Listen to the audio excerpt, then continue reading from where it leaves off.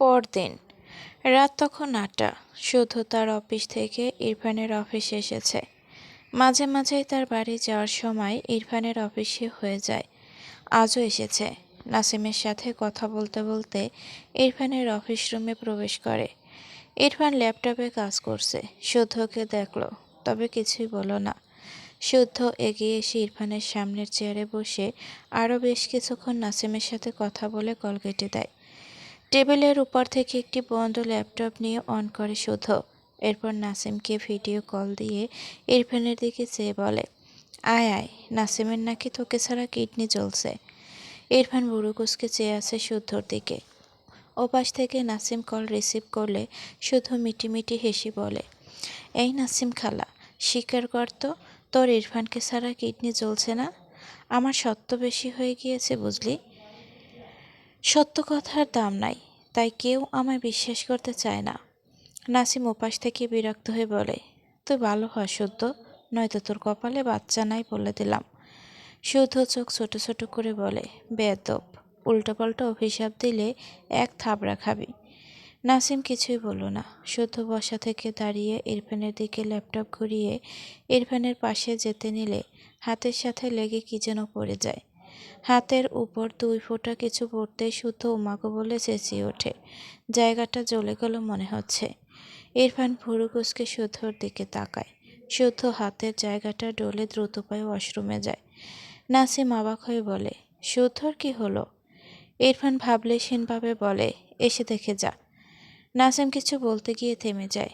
ইরফানের হাতের দিকে নজর পড়লে জহুরি চোখে তাকিয়ে ইরফানের উদ্দেশ্যে বলে, এই ইরফান, তোর হাতে কি হয়েছে রে?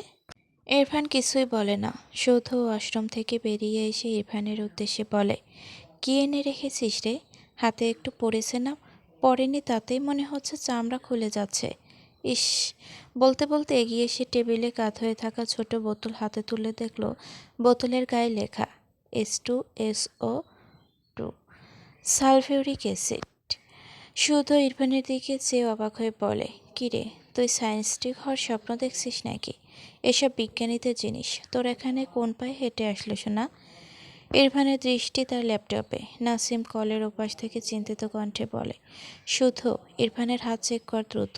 শুদ্ধ নাসিমের কথা শুনে অবাক হয়। হাতের বোতলটি টেবিলের উপর রেখে ইরফানের পাশে দাঁড়িয়ে বলে, তোর হাত কই দেখি। ইরফান বিরক্ত চোখে চেয়ে বলে, যাবি তোরা, ডিস্টার্ব করছিস কেন? নাসিম বলে, শুদ্ধর কথা শুনিস না, ওর হাত চেক কর। ইরফান নাসিমের দিকে রেগে তাকায়। নাসিম পাত্তা দিল না। শুদ্ধ জোর করে ইরফানের হাত টেনে ধরে বিস্ময় দৃষ্টিতে তাকায়। বেচারা নিজেই ভয় পেয়ে যায়।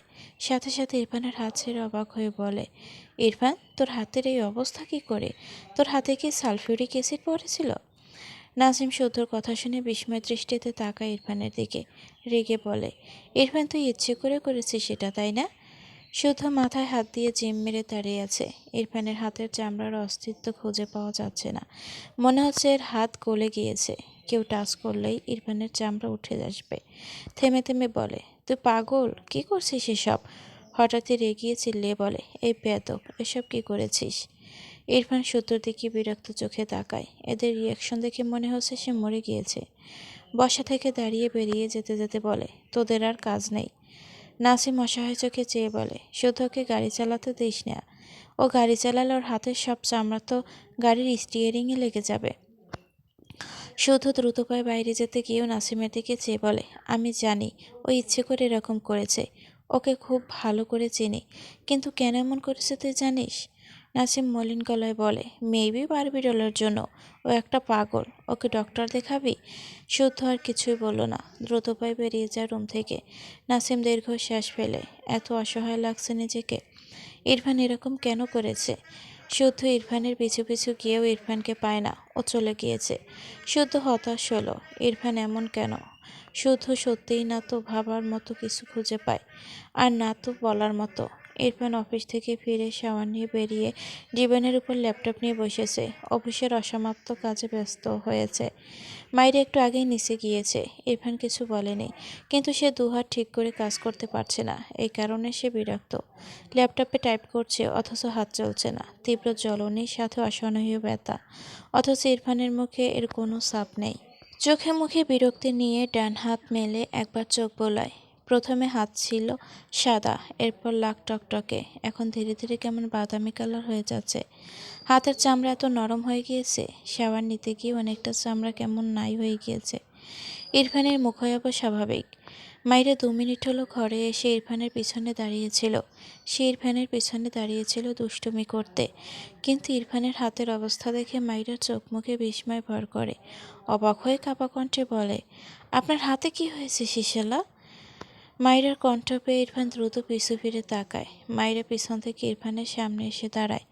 সামান্য ঝুঁকে ইরফানের 2 হাত মেলে ধরে কাছে রেখে দেখে দেখে আঁতকে ওঠে। হাতের মানচিত্রই যেন পাল্টে গিয়েছে। মাইরা অবাক হয়ে ইরফানের দিকে তাকিয়ে ভারী গলায় বলে, শিশলা, এসব কী হয়েছে? বলুন না আপনার হাত। মাইরার কথা বেঁধে যায়। সে গ্রামে মানুষের পোড়া হাত দেখেছে, কিন্তু এমন বিধ্বস্ত হাত কখনো দেখেনি। ইরফান মৃদু হেসে বলে, এই 2 হাত আমার বাটফ্লাওয়ারকে হার্ট করেছিল, তাই পানিশমেন্ট দিয়েছি। মাইরার চোখ ভরে ওঠে। থেমে থেমে বলে, শিশরাজ, আপনি এসব? ইরফান অপরাধীর ন্যায় বলে, সালফিউরিক অ্যাসিড অ্যারেঞ্জ করতে টাইম লাগছিল বাটফ্লাওয়ার, লেট হওয়ার জন্য সরি। মাইরা স্তব্ধ চোখে তাকায় ইরফানের দিকে। ইরফানের হাত ছেড়ে সোজা হয়ে দাঁড়ায়। 2 চোখের পাতা ভেদ করে পানি গড়িয়ে পড়ে। ইরফান বুড়ো কুঁচকে বলে, কাঁদছো কেন বাটফ্লাওয়ার? মাইরা টক গেল। মাথা নিচু করে ইরফানের হাতের দিকে তাকালে তার দলা পাকিয়ে কান্নাটা বেরিয়ে আসতে চাইল। মাইরা ধীরে ধীরে মেঝেতে হাঁটু মুড়ে বসে কাপা হাতে তার ছোট 2 হাতের উপর ইরফানের 2 হাত রাখে। তারপর ইরফানের 2 হাতের মাঝে তার মুখ ঠেকিয়ে ফুপিয়ে কেঁদে কেঁদে বলে, এটা আপনি কি করেছেন শিশলা? আপনি কি করে পারলেন এমনটা করতে? আপনি নিজেকে এভাবে কেন কষ্ট দিলেন বলুন? ইরফান অসহায় চোখে মাইরাকে দেখে। একটু পর মাইরাকে টেনে তার কোলে বসিয়ে মাইরার মাথা তার মুখে চেপে মৃদুস্বরে বলে, don't Cry, it's normal.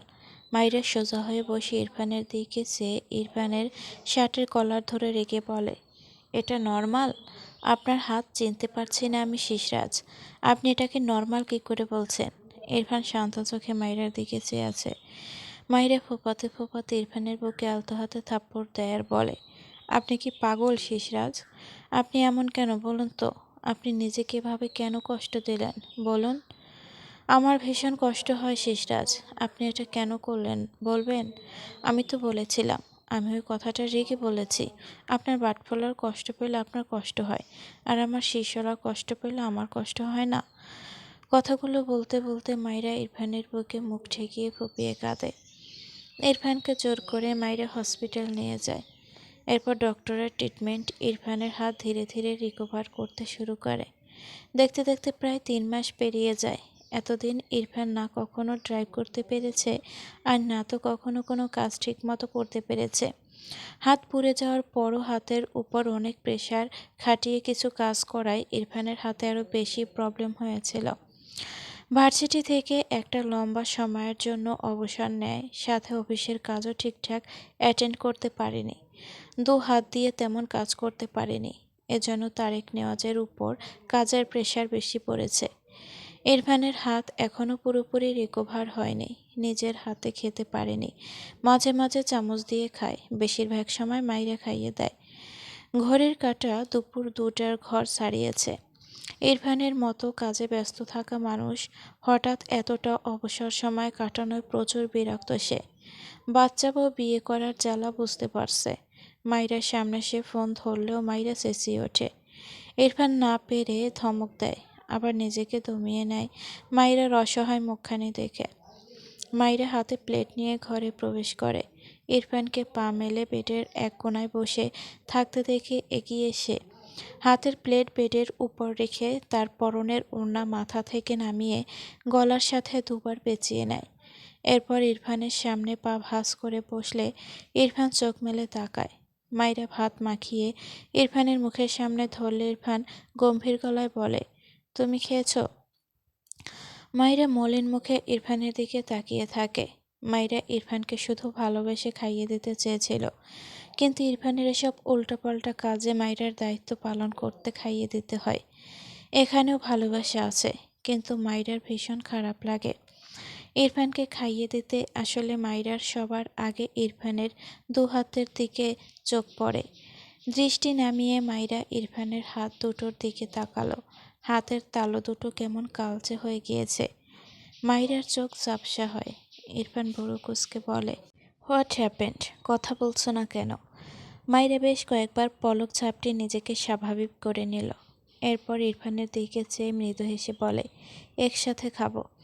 Irfan বেশ কিছুক্ষণ তীক্ষ্ণ চোখে মাইরার চোখের দিকে তাকিয়ে থাকে। মাইরাকে টেনে তার কোলে বসিয়ে বলে, খাওয়াও ফার্স্ট। মাইরা কিছুই বলল না। ইরফানের হুটহাট এমন কাজে মাইরা বেশ অনেকটা অভ্যস্ত হয়ে গিয়েছে। মাইরা ইরফানকে খাওয়ায়, সাথে নিজেও খায়। মাইরা তার মুখে খাবার নেওয়ার সময় ইরফানের দিকে তাকালে দেখল ইরফান তার দিকে চেয়ে আছে। মাইরা মুখে খাবার নিয়ে সবটুকু চিবিয়ে গেলে নেয়। এরপর ইরফানের উদ্দেশ্যে বলে, আপনি কি অন্যদিকে তাকাতে পারেন না? মুখের সামনে এভাবে তাকিয়ে থাকলে কোনো কাজ করা যায়? ইরফান চোখ ছোট ছোট করে বলে, মাই উইশ, ডিস্টার্ব করো না, ফার্স্ট খাওয়াও। মাইরা মুখ ভেঙায়, বিড়বিড় করে, শালা ইংরেজি সাদা বিলাই। ইরফান গম্ভীর গলায় বলে, I am your husband, not শালা। মাইরা থতমত খেয়ে তাকায়। মেকি হেসে বলে, হ্যাঁ হ্যাঁ জানি। কথাটা বলে ইরফানের দিকে তাকায়। ইরফান আজ একটু বেশি চুপচাপ। যদিও ইরফান তো এমনই, কথা কম বলে, কিন্তু আজ কেন যেন একটু বেশি কেমন যেন লাগছে। কেমন খিটখিটে মেজাজের কথা বলছে। মাইরা শেষ খাবারটুকু ইরফানের মুখে দিয়ে ইরফানের কোল থেকে নেমে যায়। ইরফান কিছুই বলল না। মাইরা এবার সত্যি অবাক হয়। এই ইরফান তো তাকে শুধু জ্বালায়, আজ হলোটাকে। মাইরা ডান হাতে একটু প্লেট ধরে রেখে বাঁ হাত কোমরে রেখে ইরফানের সামনে এসে দাঁড়ায়। চোখ ছোট ছোট করে বলে, আপনার কি হয়েছে বলুন তো? ইরফান বিরক্ত কণ্ঠে বলে, নাথিং। মাইরাও বিরক্ত লাগে। এই অসভ্য লোকটার আবার কি হয়েছে? উফ, আর নেওয়া যায় না। মাইরা কিছু একটা ভেবে মনে মনে হেসে নরম কণ্ঠে ডাকে, শিশরাজ। মাইরা ডাকে। ইরফান শীতল দৃষ্টিতে তাকা মাইরার দিকে। মাইরা মনে মনে হাসে, উপরে উপরে মুখটা ছোট করে বলে, জানেন, শ্যামবনের ছেলেরা ভীষণ সুন্দর হয়, আর যে ছেলেদের চোখের মনি কালো তারা তো মারাত্মক সুদর্শন। কিন্তু আমার কপালে এক বিলাই চোখলার সাথে গায়ের রং সাদা ফকফকা স্বামী জুটেছে, যার মতো সুদর্শনের শও নেই। আমার কপালটা কি পোড়া একবার ভাবুন। ইরফান শক্ত চোখে মাইরার দিকে চেয়ে আছে। এমনিতেই তার এক গাদা কাজ স্তূপ হয়ে আছে 3 মাসের গ্যাপে। তার বাবা অফিস গেলেও সব কিছু সামলে নিতে পারেননি তিনি। মাথা হ্যাং হয়ে আছে তার। এর মধ্যে স্টুপিড তার সাথে বাতরামি করছে। রেগে দাঁতে দাঁত চেপে বলে, স্টুপিড গার্ল, থাপ্পড় দিয়ে সব দাঁত ফেলবো তোমার। মাইরে মিটিমিটি হেসে ডান গাল পেতে দিয়ে বলে, ফেলুন তো দেখি কেমন পারেন। ইরফান বসা থেকে উঠে দাঁড়ালে মাইরা দ্রুত এক পিছিয়ে যায়। ইরফান মাইরার দিকে এগিয়ে আসতে নিলে মাইরা 2 হাতে প্লেট শক্ত করে ধরে দৌড় দেয়। ইরফান ধরতে গিয়েও পারল না। বিড়বিড় করল, স্টুপিড বাদর। মাইরা ঘর থেকে বেরিয়ে নিচে যেতে গিয়েও আবার উল্টো ঘুরে এসেছে। না না বাবা, এসব নিয়ে মজা করা যাবে না। ইরফান যা মানুষ, তার কথা অনুযায়ী যদি আবার কোনো পাগলামি করে। মাইরা আবার উল্টো ঘুরে ঘরে এসে দেখলে ইরফান ওয়াশরুমের দিকে যাচ্ছে। মাইরা দ্রুত বলে ওঠে, শিশরাজ শুনুন। ইরফান পিছু ফিরে তাকায়। মাইরা মৃদু হেসে বলে, আপনি দেখতে একটু আনকমন মানুষ, কিন্তু শ্যামবর্ণের ছেলেরা শুধু সুদর্শন হয়, আর আপনি ট্রিপল সুদর্শন পুরুষ। ইরফান মাইরার দিকে এগিয়ে আসতে আসতে ঠোঁট বাঁকিয়ে বলে, আচ্ছা। মাইরা লজ্জা পায়, আমতা আমতা করে বলে, আপনার চোখ দেখলে আমার লিওর চোখ ভেসে ওঠে। আপনি না থাকলে আমি লিওর চোখ দেখে দিন চালিয়ে নিতে পারবো। ইরফান চোখ মুখ কুঁচকে বলে, হোয়াট? মাইরা মাথা নিচু করে মিটিমিটি হাসে। ইরফান ঘরের এক কোনায় ঘুমিয়ে থাকা লিওর দিকে তাকায়। চরম বিরক্ত সে। এটা মাইরাকে এনে দেওয়াই তার সবচেয়ে বড় ভুল ছিল। মাইরা ইরফানের দৃষ্টি লিওর দিকে দেখে দ্রুত লিওর দিকে যেতে নেয়। তার আগে ইরফান লিওকে 2 আঙুলের সাহায্যে উপরে টেনে তোলে। লিও ঘুমাচ্ছিল। হঠাৎ এভাবে ধরায় বেচারা মিয়াও করে ডেকে ওঠে। ইরফানের ইচ্ছে করছে এর চোখ দুটো তুলে নিয়ে মার্বেল খেলতে। স্টুপিড বইয়ের স্টুপিড বিড়াল, দুটোই জ্বালিয়ে খায়। মাইরা দ্রুত ইরফানের হাত থেকে লিওকে ছিনিয়ে কোলে নিয়ে বলে, ওর এভাবে ধরেন কেন আপনি? একটা বাচ্চা ঘুমোচ্ছে, তবুও আপনার একটু দয়া মায়া নেই? ইরফান বিরক্ত কণ্ঠে বলে, ওকে ফেলে দিয়ে এসো, গো। মাইরা চোখ বড় বড় করে তাকায়। কত বড় খারাপ লোক ভাবা যায়? তার বিড়াল ছানাটার সাথে কেমন করে? ইরফান মাহিরের দিকে এগিয়ে আসতে নিলে মাহিরা দৌড় দেয় বাইরের দিকে, পিছু ফিরে বলে, এমন করেন কেন? আপনার চোখই বেশি সুন্দর তো। একদম আমার লিওর দিকে নজর দেবেন না, পাষাণ লোক একটা। ইরফান বিরক্ত চোখে চেয়ে থাকলো মাহিরার দিকে। এ বাদর জীবনও ঠিক হবে না। ফোনের শব্দ পেয়ে এগিয়ে গিয়ে কল রিসিভ করে, ছোট করে আসছি বলে কল কেটে দেয়। এরপর দ্রুত রেডি হয়ে নেয়। হাতকড়ি পরতে পরতে একবার তার দু হাতের দিকে তাকালো। হাত দুটো ভালোই কালচে হয়েছে, সাথে এখনো কিছু কিছু জায়গা বেশ ক্ষত। ইরফান মৃদু হাসলো। আবার মাইরের কান্নামাখা মুখ চোখের সামনে ভাসলে ইরফানের মুখ মলিন হয়। সে নিজেকে শাস্তি দিয়ে নিজে তো শাস্তি পেয়েছে অনেক, কিন্তু সাথে তার বাটফেলোয়ারকে কষ্ট দিয়ে ফেলেছে। কষ্ট পাবেই বা না কেন? এই যে ইরফানের মতো এমন শক্তপোক্ত মানুষকে কেমন নেতিয়ে গিয়েছিল। উপর থেকে যদিও ভীষণ শক্ত থাকতো, কিন্তু মাঝে মাঝে জ্বর, আশেপাশে কোনো হুঁশ থাকতো না। একটু একটু চোখ মেলে কান্নারত মাইরাকে দেখে তার কি যে খারাপ লাগতো। দীর্ঘশ্বাস ফেলে ঘর থেকে বেরিয়ে যায় অফিসের উদ্দেশ্যে। সময় তার গতিতে অতিবাহিত হতে থাকে, ঠিক যেমন মাইরের এইচএসসি এক্সাম চলে এসেছে। বেশ অনেকগুলো এক্সাম শেষ, আর দুটি এক্সাম বাকি আছে, এরপর প্র্যাকটিক্যাল। ইরফান বিজনেসের কাজে রাশিয়া এসেছে। ইম্পর্টেন্ট কাজ হওয়ায় আসতে হয়েছে, নয়তো মাইরাকে রেখে সে আসতো না। এরকম একটা টাইমে কাজ পড়েছে, মাইরাকে নিয়ে আসতে পারেনি, আবার কাজ ফেলেও রাখতে পারেনি। মাঝে বিজনেসে সময় দিতে না পারায় অনেক কাজ জমা হয়ে গিয়েছে। ইরফানের সাথে শুধু ফায়েজও এসেছে। এর কারণ আছে, ইরফানের কাজ রাশিয়ায় হওয়ায় এসেছে নাসিমের সাথে দেখা করতে। সকলের একসাথে দেখা হয়ে গেল, সাথে ইরফানের কাজও কমপ্লিট হলো। ফায়েজ তার ছেলে প্রিন্সের সঙ্গে ভিডিও কলে কথা বলছে। ইরফান তাকিয়ে রইল সেদিকে। মাইরার কথা ভাবতে মাথায় মাহিরা নামটি ভাবল। ইরফান ঠোঁট বাঁকিয়ে হাসল। ফাইজ ইরফানের পাশে বসে ইরফানের দিকে তার ফোন করে। ওপাশ থেকে ইনায়ের কোলে বসা 1 বছরের প্রিন্স দুহাত মেলে দেয়। ইরফান মৃদু হাসে প্রিন্সের দিকে তাকিয়ে। ইনায়া ইরফানের সাথে টুকটাক কথা বলল প্রিন্সকে খাওয়াতে খাওয়াতে। হঠাৎই বাচ্চা ছেলেটি কাশতে থাকে। ইরফান সমানে টেবিল থেকে দ্রুত পানি গ্লাস নিয়ে সামনে ধরে বলে, প্রিন্স, টেক ইট। পাশ থেকে ফাইজ শব্দ করে হেসে ওঠে। ইনায়া প্রিন্সকে পানি খাইয়েছে। ইরফানের কাণ্ডে সেও না হেসে পারল না। ফাইজ হাসতে হাসতে বলে, তোর একটা বাচ্চা দরকার ভাই, আমি বুঝেছি।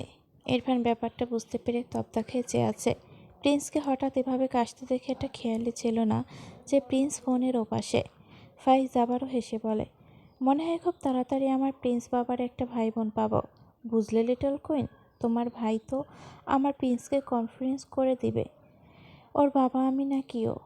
ইনায়া হাসতে হাসতে বলে, আমার ভাইয়ের মতো আদর করতে পারেন না আপনি? ভাইয়ের থেকে একটু শিখুন। ফাইজ ইনোসেন্ট ফেস বানিয়ে তাকায় প্রিন্সের দিকে। তার ছেলেকে নাকি সে আদর করে না। ইরফানের জন্য তাকে অপবাদ নিতে হচ্ছে। ফাইজ প্রিন্সের সাথে আরেকটু দুষ্টুমি করে কল কেটে দেয়। এরপর ইরফানের দিকে চেয়ে বলে, আর কয়দিন পর মাইরা ভার্সিটি উঠবে, তুই এবার আমার প্রিন্সের ভাই বোন আনার ব্যবস্থা কর। ইরফান বিরক্তি কণ্ঠে বলে, আর ইউ ম্যাড? আমার বউ বাচ্চা। শুধু সোফায় বসতে বসতে হেসে বলে, মাইরা তোর কাছে সারা জীবনই বাচ্চা থাকবে সোনা, সে আমরা জানি। তুই চাইলেই ওই বাচ্চার পেট থেকে ডজন ডজন সাও বের হবে, বুঝলি? ফাইজ হাসছে। ইরফান বিরক্ত হয়। তার বাচ্চা বউকে নিয়ে কী সব আলোচনা। বিরক্তি নিয়ে বসা থেকে উঠে দাঁড়িয়ে নাসিমের ঘরের দিকে যায়। শুদ্ধ আর ফাইজ হাসল। নাসিম বেলকনিতে দাঁড়িয়ে। অনেক তারার ভিড়ে গোল থাকলার মতো চাঁদটি জ্বলজ্বল করছে। নাসিমের দৃষ্টি সেই জ্বলজ্বল করা চাঁদের। আজ সকালে ইরফান, ফাইজ, শুদ্ধ এসেছে। সারাদিন 4 বন্ধু বেশ ভালো সময় কাটিয়েছে। যদিও ইরফান চুপচাপ থাকে, তবে এভাবেই তারা ইরফানের সঙ্গ মেনে নেয়। ইরফানকে যেন এভাবেই ভালো লাগে, কিন্তু তার মন খারাপ, ভীষণ মন খারাপ। ইরফানকে দেখে তার চোখে ইরফানের মুখে মেয়ের প্রতিচ্ছবি আসে। তার কল্পনায় থাকা বারবি ডল ইরফানের জন্য হাসে, ইরফানের জন্য কাঁদে, ইরফানের জন্য বাঁচে।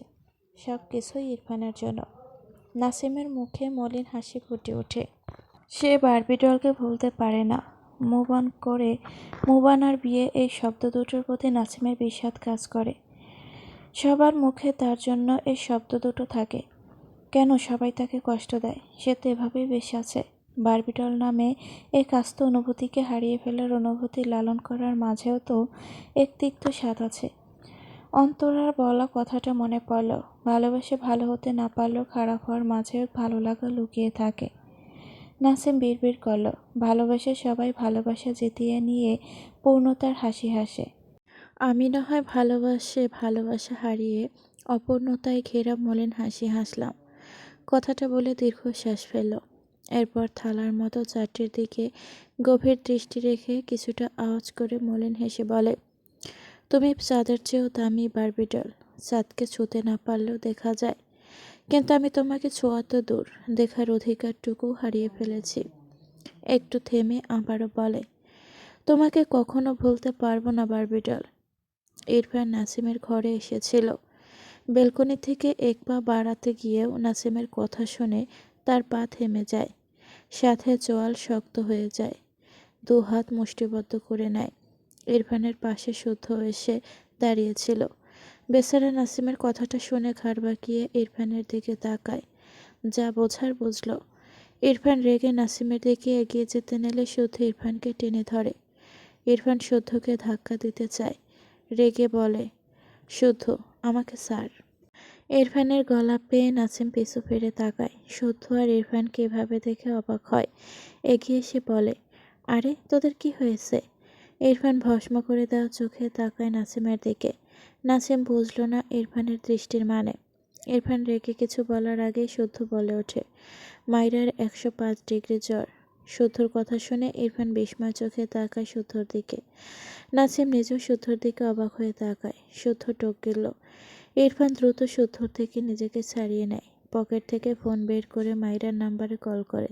সে বেশ কিছুক্ষণ আগে কয়েকবার কল করেছিল।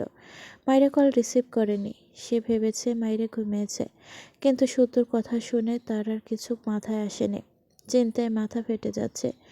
ইরফান মাইরাকে ফোনে না পেয়ে শুদ্ধর দিকে সে অসহায় কণ্ঠে বলে, আমার বাট ফলোয়ারের কি হয়েছে? ও কোথায়? আমার কল রিসিভ করছে না কেন? শুদ্ধ ঢোক গেল। নাসিম নিজেও চিন্তিত, তবে ইরফানকে দেখে অবাক হচ্ছে।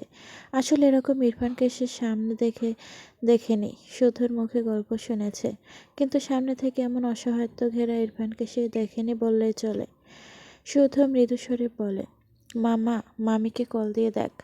আমাকে কেন বলছিস? ইরফান দ্রুত তার বাবার নাম্বারে কল করে। রিং হয়। ইরফান চিন্তিত বদনে ঘর থেকে বেরিয়ে গেলে শুদ্ধ স্বস্তির নিঃশ্বাস ফেলে। ইরফান বেরিয়ে যেতেই নাসিম এগিয়ে এসে বলে, বারবিটলের এখন কেমন আছে? শুদ্ধ বিরক্ত হয়ে বলে, বালের বারবিটল, তোর বারবিটলের পেটে ইরফানের 4 ডজন বাচ্চা আছে। এবার ওকে ভুলে যা, একটু স্বাভাবিক হ প্লিজ। নাসিম অসহায় দৃষ্টিতে তাকায় শুদ্ধর দিকে। কিছু বলল না। মেয়েটি ইরফানের বউ, তার চিন্তা করারটা শোভা পায় না। ছোট করে বলে, আচ্ছা। শুধু খারাপ লাগলো। সে কাদের মাঝখানে এসে পড়ল, কাকেই বা দোষ দেবে। নাসিম শুদ্ধকে পাশ কাটিয়ে ঘরে চলে আসে। শুদ্ধ ডান হাতের 2 আঙুলের সাহায্যে কপাল ঘষে। নাসিম তার ঘরে এসে টেবিলের কোনায় দাঁড়ায়, চোখজোড়া ঝাপসা। সে তো অস্বাভাবিক নয়। সে বারবিটলের জায়গাটা কাউকে দিতে পারে না। কিন্তু এটা কি তবে তার ব্যর্থতা? 2-1টা ব্যর্থতা জীবন থাকলে খুব কি ক্ষতি হয়? এই তো থেকে থেকে কষ্ট হয়। দীর্ঘশ্বাস বেরিয়ে আসে। এতে খুব বেশি ক্ষতি হয় না তো? ভাবনায় আসে, এক জীবনে সবার কি সব পাওয়া হয়? এই যে সামিয়া, সে যে কিছুই পায়নি। নাসিমের খারাপ লাগার পরিমাণ আরও তীব্র হলো। সামিয়ার সাথে তার হঠাৎ দেখা, একদিনের পরিচয়, অথচ মেয়েটিকে সে আজও ভুলতে পারেনি। সামিয়ার ভেজা চোখ, মিষ্টি একটা মুখ, শান্ত স্বরে কথার বলার ভঙ্গি নাসিমের চোখে ভাসে। নাসিমের ইচ্ছে করে আল্লাহর কাছে সামিয়ার জন্য অভিযোগের খাতা খুলে বসতে। মেয়েটি কেন কিছু পেল না, আর নিজের জন্য আফসোস হয়। সে কেন সামিয়াকে তার পাশে পেল না? সামিয়া তার বন্ধু হওয়ার জন্য কেন থেকে গেল না? তার যে ভীষণ আফসোস হয়। বারবিটলকে না পাওয়ার আক্ষেপ প্রথম থেকেই মেনে নিয়েছে, কিন্তু সামিয়াকে বন্ধু হিসেবে পাওয়ার আক্ষেপটা বেশ অনেক বেশি। আল্লাহ কেন যেন তার জীবনে কিছু আসার আগে সব কিছু কেড়ে নেয়, আর তাকে দিয়ে যায় একরাশ হতাশা, সাথে কিছু দীর্ঘশ্বাস। কখনো কখনো চোখের কোণে জমা পানি। নাসিম টেবিলের ড্রয়ার খুলে একটি কাগজ বের করে। কাগজটি 3টে ভাঁজ খোলে। প্রায় 6 মাস আগের সামিয়ার চিঠি। নাসিম পুরো চিঠিতে চোখ বোলায়। চিঠিটি পড়লে নাসিমের মনে হয় সামিয়া সত্যি তার এক ভীষণ আপন বন্ধু। তাদের ভীষণ মিল, কিন্তু এটা আর রাখতে চাইল না নিজের কাছে। দীর্ঘশ্বাস ফেলল, টেবিলের উপর থেকে লাইটার নিয়ে কাগজটি কোনায় আগুন জ্বালায়। 2 সেকেন্ড যেতে না যেতে শুদ্ধ নাসিমের হাত থেকে কাগজটি কেড়ে নেয়। নাসিম পিছু ফিরে শুদ্ধকে কিছু বলতে গিয়েও বলল না। শুদ্ধ কোনো রকমে আগুন নিভিয়ে বিরক্তি কণ্ঠে বলে, কিরে ভাই তোরা, কোনো ইম্পর্টেন্ট কাগজটা পুরানোর ভূত চাপালি মাথায়? কথাটা বলে কাগজটিতে দৃষ্টি দিয়ে মাথা উঁচু করতে গিয়েও করল না। চোখে পড়ে একটি লেখা, প্রিয় শুদ্ধ সাহেব। শুদ্ধ চোখ সরালো না, ধীরে ধীরে নিচের দিকে দৃষ্টি বোলায়। চিঠিটি পড়ার পর নাসিমের কথা শুনে শুদ্ধ বেশ অনেকক্ষণ চুপ করে থাকলো। তার প্রতিক্রিয়া বোঝা যায় না। হঠাৎই দীর্ঘশ্বাস ফেলে বলে ওঠে, মেয়েটি বেঁচে থাকলে আমি নিজ দায়িত্ব ওর জীবন সাজিয়ে দিতাম। নাসিম কৌতূহল স্বরে বলে, দ্বিতীয় বিয়ে করে সাজাতি নাকি? শুদ্ধ চোখ ছোট ছোট করে তাকায় নাসিমের দিকে, রেগে বলে, তোর মতো দেবদাস হয়ে ঘুরতো না অ্যাটলিস্ট। ওকে আমার চেয়েও 1000 গুণ সুদর্শন পুরুষের হাতে বিয়ে দিতাম। মানুষ চাইলে সব পারে, সেটা তোকে দেখাতাম। নাসিম কিছুই বলল না। মানুষ মুখে অনেক কিছুই বলে, সব এত সহজ? ফারাহার কিছু হলে শুদ্ধ কী করতো? যখন ভার্সিটিতে পড়তো তখন তো ফারাহাকে পাবে না ভেবে শুদ্ধ চিরকুমার থাকার কথাই ভাবতো। এই ব্যাপারে প্রশ্ন করতে চেয়েও করল না। কথায় কথা বাড়ে, তার ভালো লাগছে না এসব।